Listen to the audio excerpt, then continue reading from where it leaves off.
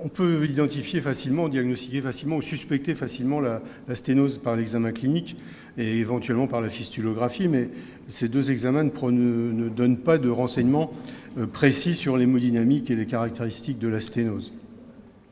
Et donc, ce n'est pas suffisant de faire le diagnostic de sténose, il faudra encore savoir quel est son retentissement et quel est son risque de se décompenser ou de thromboser. Alors, on a longtemps cru que les angioplasties allaient régler le problème définitivement. Il suffirait de faire du diagnostic et puis de traiter. Et dans les recommandations de DOCI 2006, eh bien, il fallait faire en routine une surveillance des abords vasculaires, qu'ils soient natifs ou prothétiques, afin de détecter les sténoses asymptomatiques et de déclencher une correction préemptive de ces sténoses. Avant que l'accès ne devienne dysfonctionnel ou éventuellement se thrombose. C'est aussi la politique de préservation de l'accès et de la longévité de cet accès vasculaire. Mais les enthousiasmes ont été douchés au bout d'une douzaine d'années par cette méta-analyse de Ravani qui montre que malgré une augmentation de 80% des gestes d'angioplastie, eh bien, on n'avait pas fait diminuer le taux de thrombose des fistules. Et donc on était en échec et que malgré cette inflation à coût exorbitant, mais également qui avait des conséquences parfois négatives, eh bien on n'avait toujours pas réglé le problème. Alors, quelles sont les questions qui se sont posées après? C'est est-ce qu'on a fait des traitements qui étaient inappropriés de ces lésions détectées et qui étaient indubitables? Est-ce qu'on a été trop laxiste dans les indications ou les deux à la fois? Moi, je crois que c'est un peu les deux à la fois. Et finalement, il est arrivé un peu aux sténoses des abords vasculaires asymptomatiques, ce qui est arrivé aux sténoses des artères rénales après les grandes études STAR et ASTRAL. Ça a donné un coup d'arrêt assez drastique. Alors, retour vers le futur. Eh bien, les derniers DOCI sont complètement à l'inverse de ce qui était la règle en 2006. Il ne recommande plus l'angioplastie préemptive des fistules asymptomatiques, ni des pontages, et il considère qu'il est seulement raisonnable de traiter les patients qui sont symptomatiques ou qui ont une dégradation de leurs paramètres de dialyse ou de la fonctionnalité de leur abord vasculaire. Et que peut-être dans ce contexte plus précis, eh bien, on serait efficace pour prolonger l'abord vasculaire. Alors, les causes principales de sténose, de suspicion de sténose, vous les connaissez tous aussi bien que moi. On nous envoie régulièrement des patients pour des retards de maturation, c'est la première cause dans le temps. Et puis ensuite, c'est tout un tas de choses qui inquiètent ou qui sont permanentes ou intermittentes. C'est le stril qui se modifie, qui disparaît, qui revient. C'est l'abord qui devient pulsatile. C'est le gros bras. C'est les anévrismes. C'est les saignements prolongés. C'est une grosse cause bien sûr de recherche de sténose. On avale des saignements. Et puis c'est essentiellement les problèmes du débit, et notamment les débits qui se modifient, qui diminuent, qui sont fluctuants, et puis tous les problèmes inhérents au calcul du débit par le transsonique qui, de temps en temps, pètent les boulons, et on nous envoie des suspicions de sténose parce que le débit a diminué de 40%, alors que finalement, il n'y a absolument rien. Alors, les avantages du Doppler, c'est d'une part, c'est un examen qui est non invasif, atraumatique et pas cher, et surtout, il permet de bien quantifier les lésions. D'une part, de monitorer les débits, bien sûr, de screener les sténoses avec des critères objectifs, qui sont les ratios de vélocité et le diamètre résiduel, complété par la nature de la sténose qui va être appréciée, par l'échographie en mode B essentiellement, qui montre si la sténose est fixée ou si c'est une élastique. Sténose élastique, on sait qu'elle recoille rapidement après les angioplasties simples. Et puis, elle permet de voir s'il y a une ou plusieurs sténoses. C'est le problème des sténoses en série qui sont assez fréquentes. Donc, au terme d'un bilan échodoppler bien conduit, on doit être capable, d'une part, de faire un diagnostic positif d'une sténose critique et également comment dirais-je, d'imaginer est-ce que la pertinence d'une procédure éventuelle de correction. Alors ces critères, je vous ai déjà montré hier, c'est un ratio de pic systolique de vélocité supérieur à 3, un diamètre résiduel qui est inférieur à 3 mm, un index de résistance qui va se modifier, mais l'index de résistance augmente de façon très erratique dans les fistules natives parce que ces fistules natives ont des collatérales et donc il y a un certain système de compensation de la sténose. Et puis on peut calculer le pourcentage de sténose qui donne une satisfaction intellectuelle puisqu'il y a une formule très simple pour le pourcentage de sténose, 1 moins V1 sur V2 multiplié par 100 et vous avez le pourcentage. Donc on sait qu'il y a des sténoses qui sont à risque et c'est essentiellement les sténoses juxta-anastomotiques et notamment lorsqu'il y a soit un retard de maturation, soit une baisse de débit importante consécutive à une évolutivité d'une sténose qui était parfois connue, parfois méconnue. Depuis le travail de Fartage, on sait qu'en dessous de 2,7 mm, on est dans une zone à risque. Et puis, la zone vraiment à risque de sténose critique, c'est en dessous de 2 mm, où là, de façon pratiquement certaine, le risque d'occlusion, lorsqu'il y a un bas débit, une hypovolémie, etc., va se manifester. Donc, quand on regarde une sténose, eh bien, on peut voir en mode B la nature de la sténose. Ici, on voit qu'il y a une petite valvule, peu d'épaississement pariétal et une zone de constriction externe. Et puis, on la voit en imagerie de flux vivre sa vie avec le blooming dont je vous ai parlé hier qui traduit le gradient de pression puisqu'il y a une dispersion d'énergie dans la paroi avec une consommation d'énergie.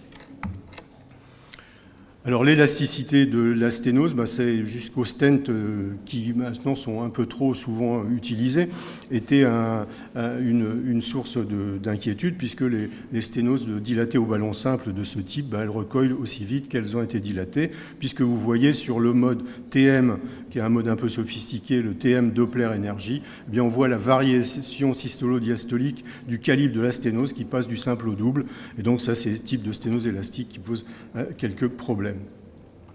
Alors, pour la définition de la sténose et sa mesure, là également, autant c'est simple pour les sténoses artérielles, puisque globalement, même si les artères deviennent un petit peu dystrophiques, elles restent globalement avec des bords globalement parallèles, et donc il est assez facile de faire le calcul d'un pourcentage de sténose entre la zone sténosée et les zones adjacentes. Mais pour les veines d'un abord vasculaire qui sont devenues toutes dystrophiques au bout de quelques mois d'évolution, eh bien, il est complètement illusoire de vouloir calculer un pourcentage de sténose par rapport à l'anatomie, puisqu'on peut varier pour la même sténose, on peut l'évaluer de 25% à 75% sans aucune difficulté.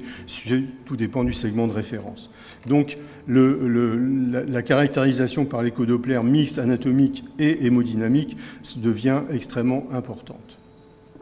Alors, on a longtemps cru qu'on pouvait dépister simplement les sténoses en suivant le débit. Et puisqu'il y a des instruments de débit en salle de dialyse, on a cru que ça allait régler tous les problèmes. Mais on sait très bien depuis la très belle étude de Paulson dans Blood Purification que la mesure du débit et la surveillance du débit était un cache-misère et qu'il valait beaucoup mieux étudier les sténoses directement par les moyens d'imagerie. Alors qu'en est-il du débit à travers une sténose ? Eh bien, les conditions d'écoulement montrent que quand on regarde les courbes, on voit qu'en résumé, un diamètre résiduel de 2,5 mm va pouvoir laisser passer un débit de 1 à 2 litres. 1 à 2 litres, pourquoi ? Parce que le facteur qui va influencer, en dehors du diamètre résiduel, qui va influencer le plus la réduction de débit éventuel, c'est la longueur de la sténose. On voit que quand on double la longueur de la sténose, on diminue 2 fois le débit. Alors ça, ce serait beau si on prenait ça comme ça, ce serait une justification de la loi de Poiseuille, mais quand on regarde ces courbes, on voit que la loi de Poiseuille est totalement inapplicable, puisque entre cette courbe-là et cette courbe-là, il ne devrait pas y avoir un rapport de 1 à 2, mais il devrait y avoir un rapport de 1 à 32 si on y appliquait la loi de Poiseuille. Néanmoins, ça prouve ce travail d'hémodynamique fondamentale et de mécanique des fluides montre que valide a posteriori le travail de Fartash qui montrait qu'il y avait un cut autour de 2,5, 2,7 mm et que jusque-là, tout se passait bien et puis au-delà, ça commençait à pouvoir coincer. Alors, les conséquences d'une sténose, elles sont différentes, bien sûr, en fonction de la localisation. Si vous avez une sténose de la zone anastomotique, eh bien, il y aura essentiellement, si elle est très significative, une baisse de débit, de même s'il y a une sténose de l'inflow. Mais si la sténose siège en proximal, eh bien, on aura essentiellement, en l'absence de toute baisse de débit, déjà une augmentation de la pression veineuse. Et puis, si la sténose est intermédiaire, eh bien, les conséquences sont totalement imprévisibles puisqu'elles seront en fonction de la collatéralisation qui va exister sur les fistules natives non superficialisées, seule la veine, les fistules basiliques au bras échappant à cette règle. Et à telle enseigne que la cinétique d'instauration de la sténose est importante.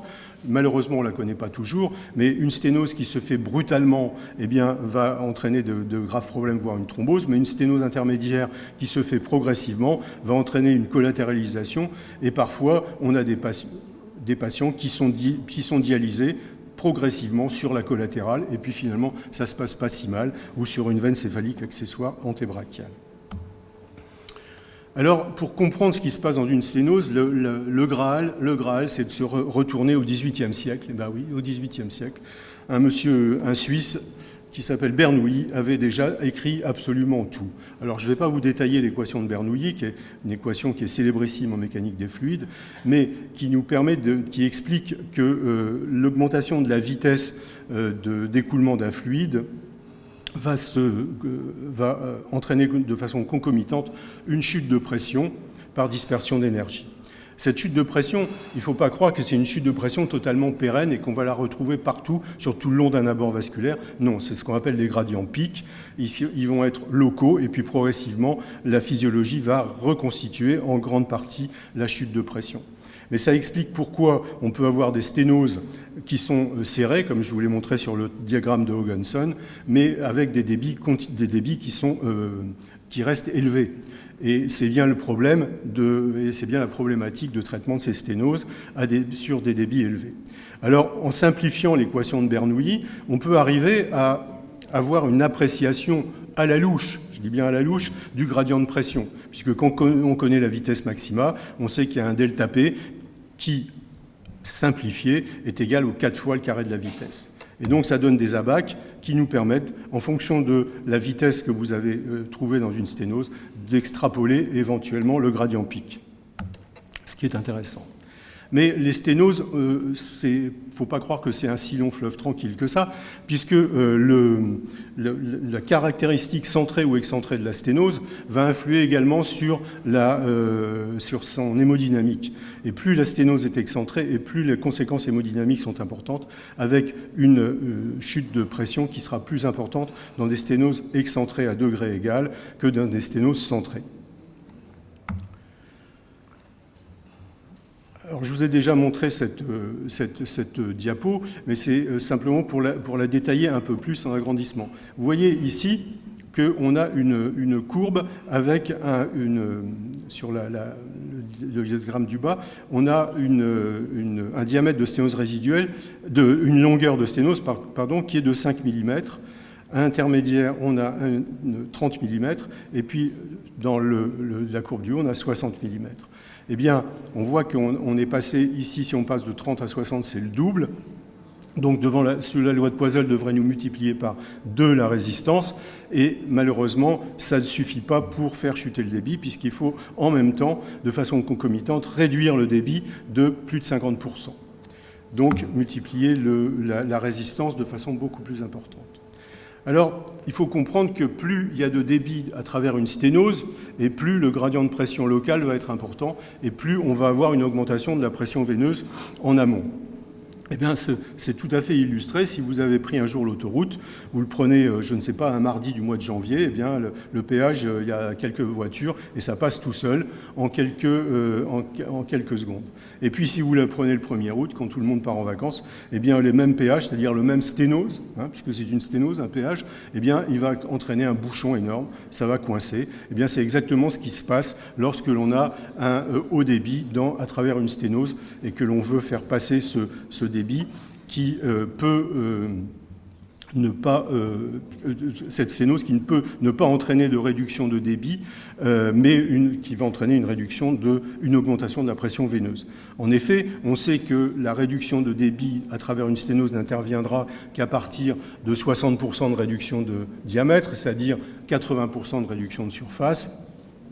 Et donc, il est beaucoup plus intelligent lorsque l'on a des sténoses, certaines localisations de sténose, avec des hauts débits ou des débits excédentaires par rapport à l'anatomie du sujet, de réduire le débit plutôt que de dilater bêtement et itérativement ces sténoses. Et c'est un peu ce qu'avait montré Miller lorsqu'il a fait cette étude sur les sténoses récurrentes de la crosse céphalique, où il a montré qu'en diminuant le débit, eh bien, on allait diminuer le gradient de pression. Et ainsi, quand on diminue le débit par 2 d'une fistule qui est en hyperdébit, on diminue le gradient de pression par un facteur 4. Donc, avant de dilater bêtement des sténoses de la crosse céphalique, qui est une des sténoses les plus fréquentes et associée à des hyperdébits, il vaudrait mieux commencer par réduire les débits lorsqu'ils sont excédentaires pour rendre la sténose moins fonctionnelle et beaucoup plus tolérable. Et voilà l'illustration de ce que fait le haut débit sur une sténose qui, elle, est très modérée. Vous voyez que si vous regardez cliniquement ce patient, il a typiquement un effet Venturi au niveau d'une sténose. Mais comme ce patient a un hyperdébit, eh bien, le gradient de pression va augmenter, l'effet Venturi et l'effet Coanda sont au maximum, et c'est ce qui explique ce battement qui est ressenti au niveau de la sténose, alors que cette sténose n'est pas du tout une sténose critique. Donc, chez un patient qui a 2 litres de débit, il suffirait de lui ramener à 1 litre pour avoir réglé le problème, au lieu d'aller lui mettre un stent. Idem chez ce patient qui, lui, a une tandem lésion avec un hyperdébit, ce qui prouve qu'on peut avoir beaucoup de sténose et avoir quand même des hyperdébits. Jeune patient qui a une fistule très dystrophique, anévrismale, qui a un débit à 2 litres, qui a une sténose de la crosse céphalique, qui est une sténose en fait relative parce que sur la projection plane, on la surestime alors qu'il y a un twist, il y a un effet twist. Puisque la sténose, en fait, elle est dans 2 plans de l'espace et que sur une angiographie, on a une projection plane, donc on n'a plus que 2 plans. Et puis, on a également une sténose associée de la veine sous-clavière. Ce n'est pas la dilatation qu'il faut faire. Dans un premier temps, malheureusement, c'est ce qui s'est passé chez ce malheureux.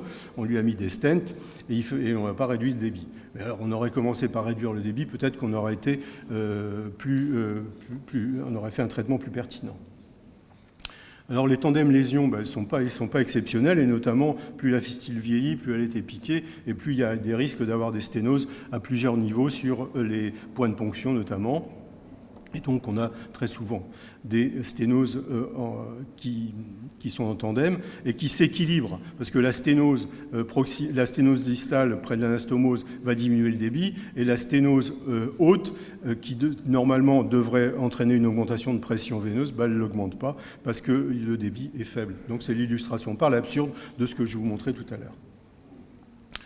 On peut avoir des sténoses, et là également, il y a un facteur assez pronostique de l'exploration, c'est que quand on voit des lésions qui sont aussi étendues sur une fistule brachiobasilique, avec des lésions qui sont multiples, avec un bas débit, il est fort probable que cette fistule, à court terme, elle est menacée. Alors, certains les dilatent de façon étendue et puis mettent des stents. Et j'ai beaucoup de patients qui ont 30 cm de stent dans un bras, ce qui n'est pas forcément idéal, alors que cette fistule étant à court terme condamnée, il faut peut-être mieux penser à une solution de repli.